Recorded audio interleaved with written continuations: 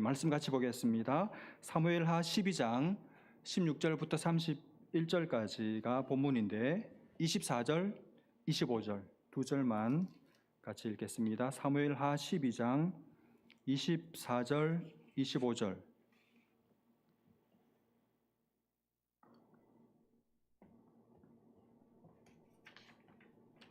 구약 성경 480면쯤에 있습니다.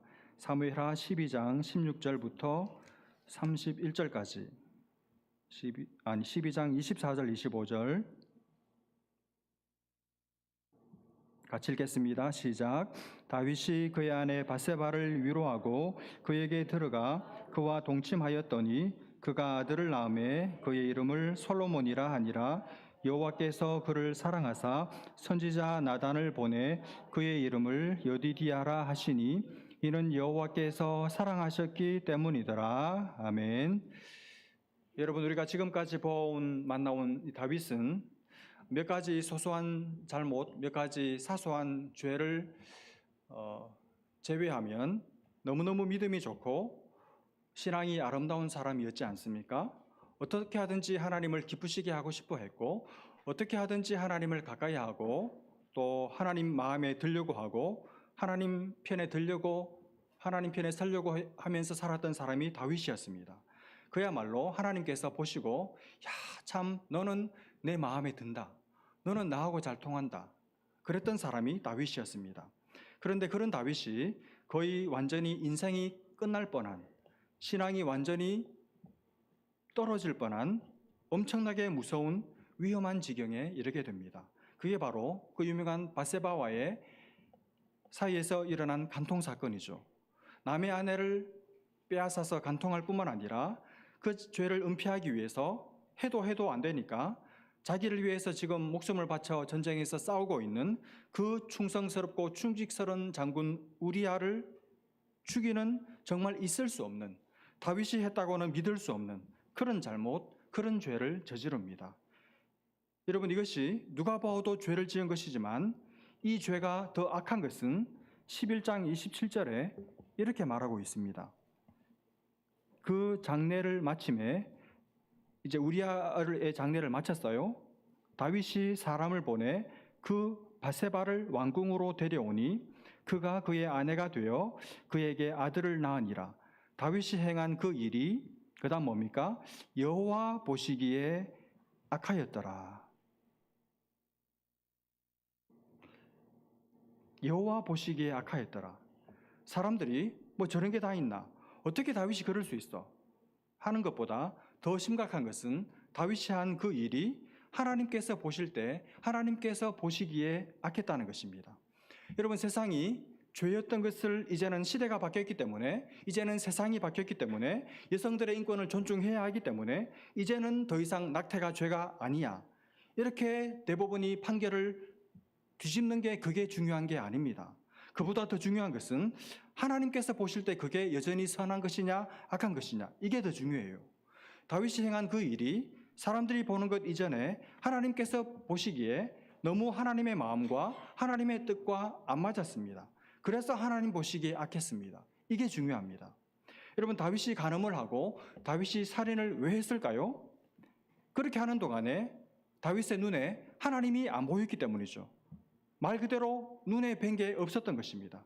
자기밖에 없고, 자기 정욕밖에 없고, 자기 욕심, 백성들 앞에서 자기 체면, 이것밖에 눈에 뵈는 게 없었기 때문에, 다시 말하면 그때 다윗이 살인을 하고 간음을 할 그때 다윗이 하나님을 그전에는 잘 보고 살았는데 그때는 하나님을 보지 않았기 때문에, 그때는 하나님을 보지 못했기 때문에 다윗은 얼마든지 간음도 하고 살인도 할 수 있었습니다. 다시 말하면 다윗이 그런 죄를 지은 가장 근본적인 이유는 하나님을 우습게 알았기 때문이에요. 하나님을 무시했고 하나님을 업신여겼기 때문입니다. 여러분, 사람이 하나님을 경외하고 하나님을 그렇게 사랑하던 사람이 하나님이 눈에 안 보이고 세상과 자기밖에 없고 하나님을 우습게 알면 하나님 앞에 반드시 죄를 짓게 됩니다. 아니, 하나님을 우습게 하는 사람이 하는 모든 일은 다 죄밖에 없습니다. 하나님 앞에 악한 삶을 살아갈 수밖에 없는 것이죠. 그래서 여러분, 가장 우리의 삶에서 중요한 것이 하나님을 보고 사는 거예요. 우리의 영의 눈에 하나님이 보여서 삶을 살아가는 것입니다. 하나님 앞에 사는 거예요. 하나님 눈앞에 사는 것입니다. 하나님을 마음에 모시고 하나님을 말씀을 통해서 기도를 통해서 내 영의 눈으로 보고 그분을 내가 보는 그 하나님을 내가 사랑하고 그분을 흠모하고 그분을 더 가까이 하려고 하고 그분 위에 살고 그렇게 할 때 그 사람이 행하는 모든 것이 다 하나님 앞에 아름답고 선하게 되는 것이죠. 저는 우리 사랑하는 모든 교우들이 하나님을 절대로 무시하지 않고 우습게 알지 않고 하나님 눈에 안 뵈는 일 없이 늘 하나님을 눈으로 보면서 그분을 마음으로 뜨겁게 사랑하면서 가슴에 그분을 향한 사랑으로 눈물이 흥건한, 그래서 하나님 보시기에 참 보기 좋다, 이쁘다, 사랑스럽다, 귀하다, 그래서 내가 너와 함께 할게, 너에게 필요한 것 내가 다 채워주고 네가 구한 것뿐만 아니라 네가 구하지 않은 것까지도 다 채워줄게, 그래서 내가 머리로 생각하는 것보다 더 완벽하고 만족하고 풍성한 삶을 살아가시는 모든 교우들 다 되시기를 주님의 이름으로 축복합니다. 오늘 12장에 와서 다윗이 이렇게 하나님 앞에 큰 죄를 지었습니다. 여러분, 죄를 지으면 어떻게 되죠? 처벌받아야 됩니까? 처벌받기 전에 먼저 해야 할 일이 있죠. 그게 뭡니까? 회개하는 거죠. 하나님 앞에 죄를 지었으니까 하나님께 잘못한 거니까 하나님 제가 잘못했습니다. 다시는 안 그러겠습니다. 이렇게 하나님께 나아가서 회개해야 됩니다. 근데 이상하게 다윗이 회개를 안 해요.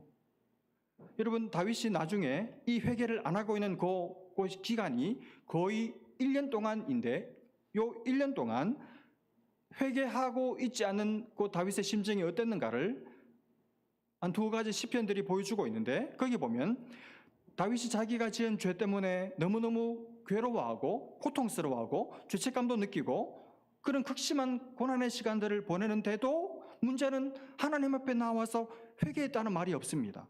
회개를 안 해요. 여러분, 지금 자기 죄 때문에 괴로워는 하는데 회개는 안 한다, 이 말이 이해가 되십니까? 아니, 그렇게 괴로우면 그냥 하나님 앞에 가서 자기 괴로운 심정을 저기 한나처럼 그냥 다 토해버리지, 확 쏟아버리지. 왜 그걸 혼자 해결도 하지 못하면서 끙끙 앓으면서 끌어안고 씨름하면서 괴로워하고 있어? 회개하면 되잖아. 그러면 하나님께서 무슨 길을 열어주시고 용서해 주실 텐데, 뭐 이런 생각이 들지 않습니까? 그런데도 다윗이 1년 동안씩이나 회개를 하지 않아요. 어떻게 여러분 이해하십니까? 왜 그럴까요? 여러분, 다윗이 왕입니다. 만인들이 쳐다보는 공인이잖아요. 그러니 자기 체면이 있죠. 백성들이 알면 왕인 자기를 뭘로 보겠습니까? 지금 이 사실을 아는 사람은 왕궁의 그 최측근에 있는 한두 사람밖에 없어요. 그러니까 백성들이 다 알까 봐서 두려운 것이죠. 그리고 더 중요한 것은, 이건 제 경험에서 나온 자기 적용이라고 말할 수 있는데, 아마 다윗이 틀림없이 예전과 똑같이 매일같이 날마다 하나님 앞에 나가서 기도를 했을 거예요. 혼자 있을 때 기도했을 겁니다. 근데 기도할 때마다 자기 죄를 가지고 대부분의 시간을 보냈을 거예요. 하나님께 죄를 고백하고 그리고 하나님의 용서를 빌었을 거예요. 근데 그때는 하나님 앞에 나가서 개인적으로 기도할 때는 하나님 용서하신 것 같은 느낌이 들어요. 용서받은 것 같아요. 그리고 밤에 잠을 자고 나서 아침에 일어나면 또 그 생각이, 그 두려운 마음이 하나님의 이 심판의 무서운 형벌이 두려운 마음으로 엄습해 들어오는 겁니다. 그 죄책감이 엄습하는 거예요. 사죄에 죄 용서받았다는 확신이 또 달아나 버리는 거예요. 그러니 회개 비스무리한 걸 매일 하는 겁니다. 매일. 그러니 여러분 얼마나 괴로웠겠어요. 이걸 그냥 딱 끝내버리고 완전히 청산해버리고 상황 종료를 시켜버리고 새로운 삶을 살아야 되는데, 이걸 해결한 것도 아니고 안 한 것도 아니고 여기에 말하자면 그대로 인탱글되어서 매고 묶여버려가지고 자기 삶을 못 살면서 1년을 거의 그냥 살아있는 송장처럼 시간을 허비하고 보낸 거예요. 그러기를 1년을 한 것입니다. 1년의 시간이 지나고 나서 드디어 하나님께서, 참다 못한 하나님께서 당신의 선지자 나단을 다윗에게로 보내십니다. 그리고 말씀하십니다. 그 나단을 통해서 하나님께서 이 범죄한 다윗에게 하신 말씀의 내용이 12장 1절부터 15절까지입니다. 여러분 잘 아시는 내용이죠. 나단이 우회적으로 다윗의 죄를 지적합니다. 그렇죠. 그 재미있는 에피소드를 다 듣고 나더니 다윗이, 아니 내 나라에 어디 그런 나쁜 놈이 다 있어? 그런 사람은 당장 죽여야 된다고 불같이 화를 내요. 그리고 율법의 지식을 동원해서 이 사람은 반드시 죽이는 것이 율법의 정신에 옳은 것이라고 선언해버립니다. 그때 나단이 당신이 바로 그 사람이라고, 당신이 방금 죽어 마땅한 사람, 그리고 율법에 의하면 반드시 죽여야 된다고 말한 그 사람이 바로 당신입니다 라고 그때서야 직격탄을 날려요. 여러분, 다윗이 한 말이 무슨 말입니까? 자기 가슴에다 대고 자기 운명에다 대고 자기가 사형 선고를 내린 거예요. 자기 가슴에 자기 비수를 찌른 것입니다. 그래, 네가 죽어야 될 죄인이야. 율법에 의해서 죽어야 될 죄인은 너 동네에 있는 어떤 제3의 인물이 아니고 바로 너야. 그 무서운 하나님의 심판 앞에 자기가 딱 서버린 거예요. 나는 죽어 마땅한 죄인, 돌이킬 수 없는 하나님의 형벌을 받아 마땅한 죄인이 되어버린 거예요. 여러분, 생각해 보십시오. 나단도 그렇고 다윗도 그렇고 지금 이 장면, 이 씬, 이 분위기가 얼마나 삼엄하고 무서운 장면입니까? 자칫 잘못하면 아무리 선지자지만, 아무리 영적인 지도자지만, 그래도 왕인데, 실권을 휘두르고 있는 왕인데 그 왕 앞에서 당신이 죄인이라고 이렇게 직격탄을 날렸으니까 자칫 잘못하면 헤롯 같은 왕이었다면 대번에 사형 선고를 내리지 않았겠습니까? 나단도 죽을지도 몰라요. 그리고 다윗, 그 많은 사람들 앞에서 얼마나 창피한 순간입니까? 자기 죄가 다 드러나는 순간, 자기 죄가 다 폭로되는 시간이잖아요. 그것도 자기 입으로 죽어 마땅한 죄인이라고 말했기 때문에 자기가 빼도 박도 하지도 못해요. 주워 담을 수가 없습니다. 자기가 죽어야 할 죄를 저지른 죄인이라는 것을 자기 스스로 선언해버린 것입니다. 어떻게 합니까? 근데 어떻게 하느냐 하면 얼마든지 변명도 할 수 있고 핑계도 댈 수 있고 헤롯처럼 반응할 수도 있었지만, 여러분, 다윗이 이런 아주 극적인 위험 앞에서도 다시 다윗이 인생이 재개할 수 있었던 것, 그리고 하나님의 용서를 받을 수 있었던 것, 그리고 다윗의 위대함이 바로 이 장면에서 나타나요. 그때 다윗은 당신이 바로 그 사람입니다. 그 죄 선언을 들었을 때 다윗은 긴 말을 하지 않습니다. 나단에게 이렇게 말합니다. 내가 여호와께 죄를 범하였노라. 제가 하나님께 죄를 지었습니다. 제가 죄인입니다. 이 한마디예요. 이 위대한 한마디입니다. 그걸로 끝입니다. 변명하지도 않고 두려워 떨지도 않고, 아마 제 생각에는 마음이 후련했을 것 같아요. 마음이 시원했을 것 같습니다. 이제 드디어 이 문제를 풀 결정적인 순간을 하나님이 내게 주셨다.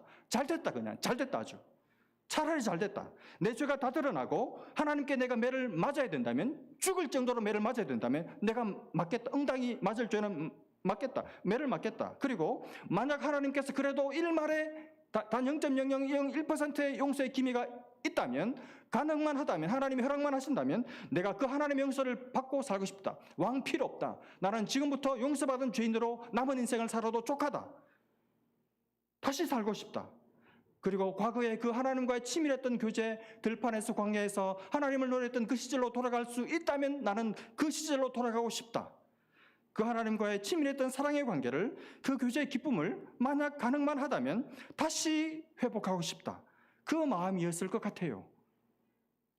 여러분, 그런 깨끗이 자기 죄를 인정한 다윗을 향해서 하나님은 놀랍게도, 야, 네가 어떻게, 그 나와 매일같이 교제했던 네가 어떻게 사람을 죽음의 자리로 몰고 남의 여인을 뺏고 그런 짓을 해. 그런 말을 해도 누가 뭐라 그러겠어, 누가. 다윗은 받을 준비를 다 하고 있는데 한마디도 하지 않았어요. 한마디로 용서를 그냥 선언해 버리십니다. 이게 여러분과 제가 받은 놀라운 은혜인 줄로 믿습니다. 그러나 용서는 하지만, 그러나 아픈 매는 좀 맞아야 되겠다고 말씀하세요. 그래서 바세바의 사에서 낳은 이 아이가 심히 아프게 됩니다. 그때 다윗은 금식하면서 무려 7일 동안이나 밤새도록 땅에 엎드려서 살려달라고, 하나님, 이 아이가 무슨 죄가 있습니까? 죄를 지은 건 전데 왜 이 아이가 이렇게 아파야 됩니까? 하나님, 살려달라고 그렇게 기도합니다. 그러나 7일째 되던 날 결국 이 아이가 죽습니다. 근데 다윗이 보니까 신하들이 뭔가 분위기가 수상한 거예요. 다윗이 눈치가 있지 않습니까? 그래서 물었습니다. 내 아이가 죽었느냐? 예, 죽었습니다. 그렇게 대답합니다. 그 사실을 알고 난 다윗이 그 하나님의 처분을 그대로 받아들이고 다시 정상적인 삶으로 복귀합니다. 여러분, 신하들이 볼 때 이해가 안 돼요. 지난 7일 동안 사람 같지가 않았거든요.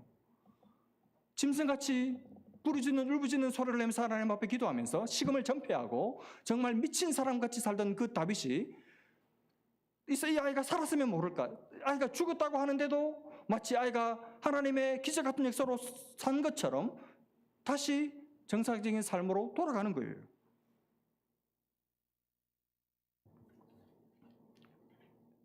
그러니 물었습니다. 그때 다윗이 대답합니다. 상황 끝난 거잖아. 이제 내가 할 수 있는 게 없어. 다윗은 자기 한계를 인정해요. 자기 한계를 인정을 합니다. 그러면서도 다윗은 마음속에 믿음이 있습니다. 믿는 게 있습니다.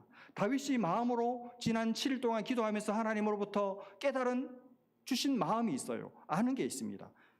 그게 뭐냐 하면 이 아이가 반드시 틀림없이 하나님께서 거두셨다. 이 아이는 하나님의 품으로 갔다. 그걸 확신하고 있어요. 그래서 내가 이 아이에게로는 못 가지만, 아니 반대로 이 아이가 내게로는 못 오지만 나는 이 아이에게로 가서 다시 그를 만날 수 있다. 이걸 확신하고 있어요. 그러므로 이 아이는 죽은 거지만 죽은 게 아니다. 다시 만난다.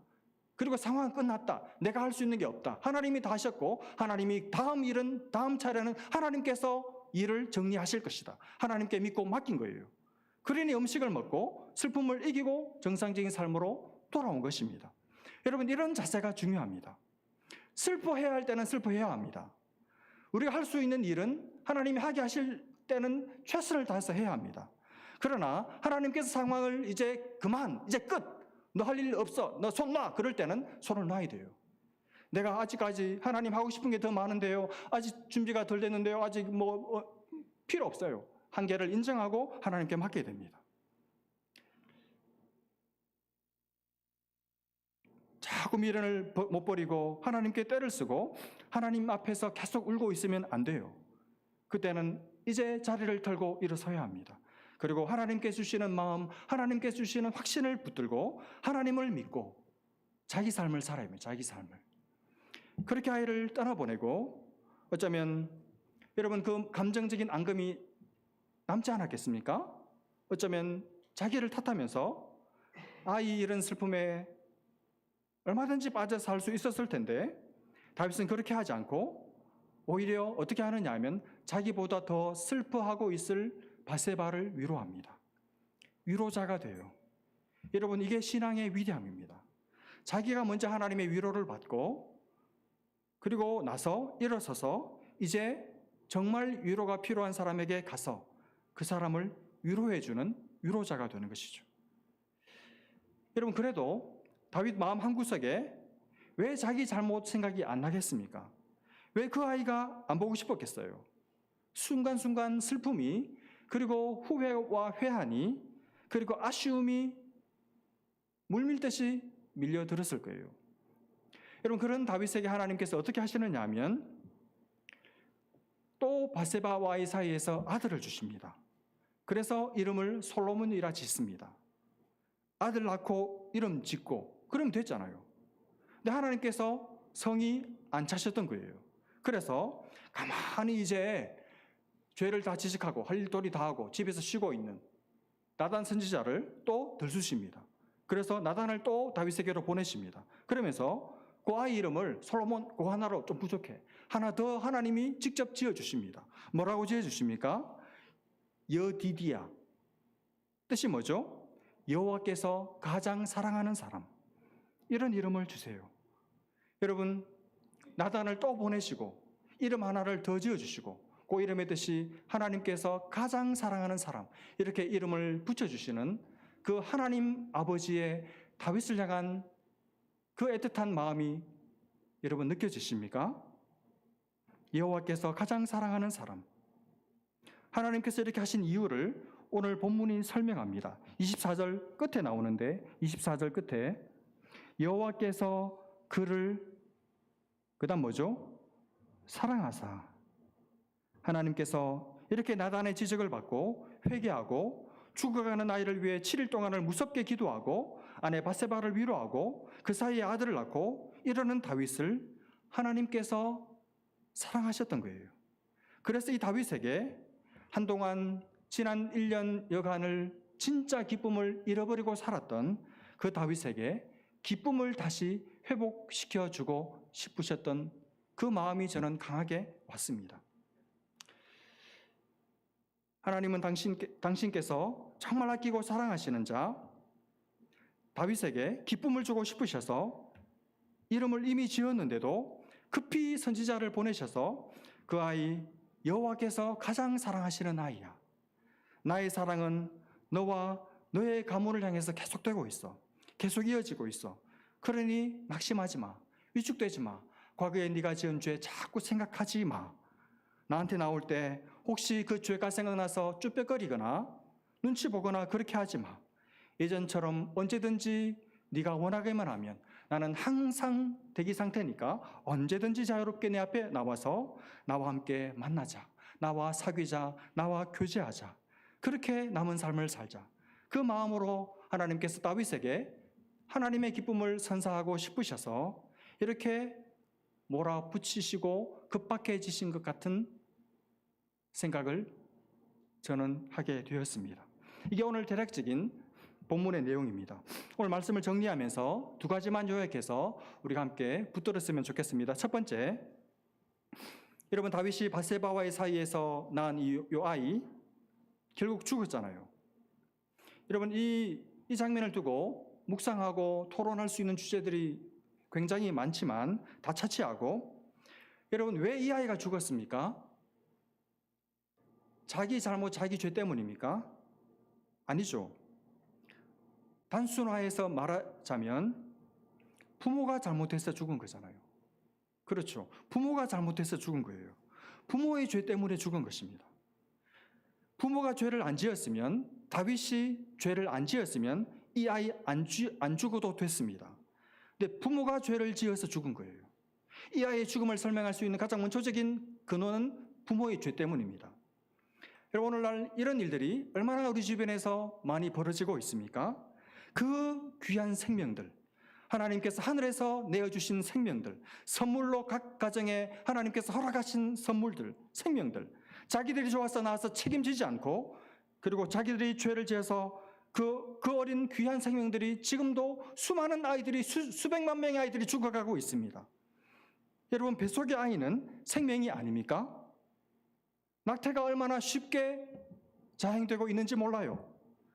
여러분 낙태가 아니어도 부모가 어리석고 부모가 모자라고 부모가 죄를 지어서 그래서 부모가 자식들에게 좋은 환경은커녕 죄된 환경을 만들어 주어서 죽어가고 있는, 인격이 죽어가고 마음이 죽어가고 정서가 죽어가고 그 삶이 무너져 병들어 죽어가고 있는 아이들이 오늘날 얼마나 많습니까?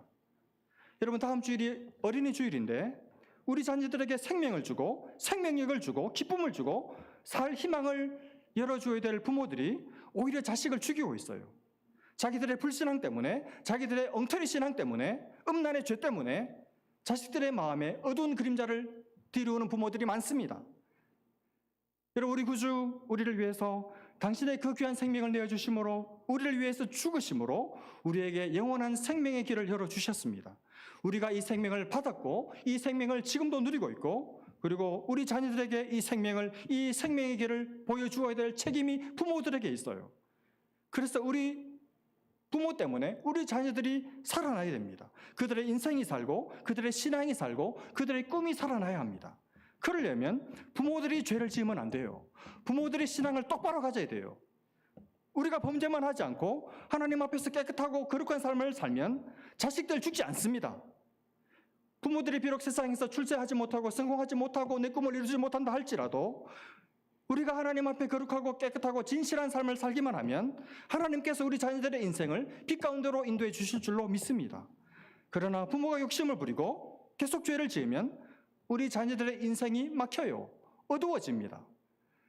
여러분 더 이상 이 땅의 부모들의 죄 때문에 그 어린아이들의 그 귀한 생명이 희생되는 일이 없기를 바랍니다. 그리고 우리 교회에 속한 모든 부모님들이 깨끗하고 거룩하고 하나님의 마음에 드는 삶을 살아서 자녀들의 인생길을 밝혀주는 등불 같은 부모님들이 될 수 있기를 주님의 이름으로 축복합니다.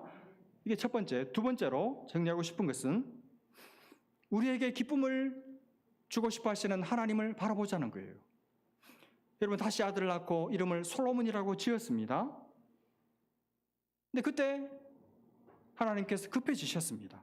그래서 나단을 또 보내십니다. 보내셔서 이름을 더 하나 주시죠. 뭐라 그랬습니까? 여디디야, 여호와께서 가장 사랑하시는 사람. 마음이 지금 순간순간 우울해하고 있을, 순간순간 찾아오는 울적함에 울고 있을 것 같은 다윗을 너무 사랑하셔서 급히 보내셔서 그 아이, 내가 사랑하는 아이야. 그리고 내가 너를 여전히 사랑해. 너와 나 사이에 더 이상 죄는 없어. 그렇게 말씀하시는 그 하나님 아버지의 마음, 다윗에게 다시 기쁨을 회복시켜 주시고자 하시는 그 하나님 아버지의 그 마음, 그 마음이 오늘 여러분에게도 동일하게 부어지고 있는 줄로 믿습니다. 이 하나님이 저와 여러분의 하나님이세요. 여러분, 우리 하나님은 우리에게 기쁨을 주고 싶어 하시는 하나님이십니다. 이 말씀 한번 보십시오. 시편 30편 5절, 시편 30편 5절 말씀 보십시오. 그의 노여움은 잠깐이요 그의 은총은 평생이로다. 저녁에는 울음이 깃들을지라도 아침에는 기쁨이 오리로다. 얼마나 귀한 말씀인지 몰라요. 여러분, 하나님은 우리에게 잠깐 노여워하시고 은총은 평생 지속되게 하십니다. 하나님은 우리에게 지속적으로 계속해서 우리가 죄를 짓는 그 순간에도 하나님은 우리를 향한 은총을 절대로 거두시는 법이 없습니다. 우리가 죄를 지을 때도, 우리가 실수해서 넘어질 때에도, 우리가 어떤 일로 상심해서 마음이 아파 눈물 흘릴 때에도, 하나님이 멀리 계신 것 같을 그럴 때에도 하나님은 우리를 향한 은총을 계속 남겨두고 계십니다. 그 하나님, 그래서 우리에게 기쁨을 주기를 원하세요. 여러분, 부모가 자녀에게 기대하는 가장 좋은 자녀의 모습이 어떤 모습입니까? 딱 하나입니다. 딱 하나. 자녀가 기뻐하는 모습이죠. 자녀가 기뻐하는 모습을 보면, 자녀가 웃고 있으면 부모는 더 기뻐요. 부모는 그보다 더 큰 기쁨이 없습니다. 여러분, 우리가 기뻐하고 사는 것을 하나님이 제일 보고 싶어 하십니다. 그래서 때로 우리가 기쁨 없는 삶을 사는 것 같으면 하나님이 급해지십니다. 어떻게 하면 내 자녀에게 기쁨을 줄까? 기쁨을 창조하시는 분이 여러분과 제 하나님이신 줄로 믿습니다. 우리에게 기쁨을 주시는 하나님, 그 주시는 기쁨을 받고 기뻐하면서 이번 한 주간도 이 순례길이 기쁨의 순례길 될 수 있기를 주님의 이름으로 축복합니다. 기도하겠습니다. 하나님 아버지, 죄를 지은 다윗 한시도 잊어버리지 않으시고 1년 동안을 기다리시고 때가 되었을 때 말씀을 보내셔서 회개하고 돌이키게 하시고, 돌이킨 후에는 죄를 짓기 이전보다 더 진한 사랑을 나누는 관계로 나아갔던 그 다윗과 하나님과의 관계를 보면서 하나님, 이 그림이 우리의 그림인 것을 고백하게 됩니다. 우리가 죄를 지어도 마음 아파하시면서도 끝내 우리를 못 버리시는 하나님, 우리를 향한 은총, 우리를 향한 사랑, 우리를 향한 미소, 우리를 향한 노래, 우리를 향한 기쁨이 끊어지지 않는 하나님이 내 삶의 주인이시기에, 내 마음을 한시도 떠나지 않고 내 안에 사시는 분이시기에 하나님, 때로 너무너무 근심이 많고 두렵고 울적하고 죄를 지었을 때에도 하나님 앞에 담대히 나아갈 수 있게 하시는 그 사랑을 힘입어 이 한 주간 우리 성도들 삶의 기쁨 샘이 되어 바다처럼 흐르는 그런 기쁨이 충만한 삶 살아가는 복된 성도들 다 될 수 있도록 은혜를 베풀어 주옵소서. 하나님, 이 쉽게 기뻐할 수 없는 이 샌프란시스코 땅을 살면서 무엇에서 누구로부터 우리가 기쁨을 얻겠습니까? 주님이 아니면, 하나님이 주시는 기쁨이 아니면 어떤 것도 우리를 춤추게 할 수 없사오니 주님이 한 주간도 우리를 기쁘게 하시고 우리를 노래하게 하시고 우리를 춤추게 하시는 하나님으로 말미암아 춤추며 기뻐하며 살아가는 이 한 주간 살 수 있도록 은혜를 더하여 주옵소서. 믿고 감사하며 예수님의 이름으로 기도합니다. 아멘.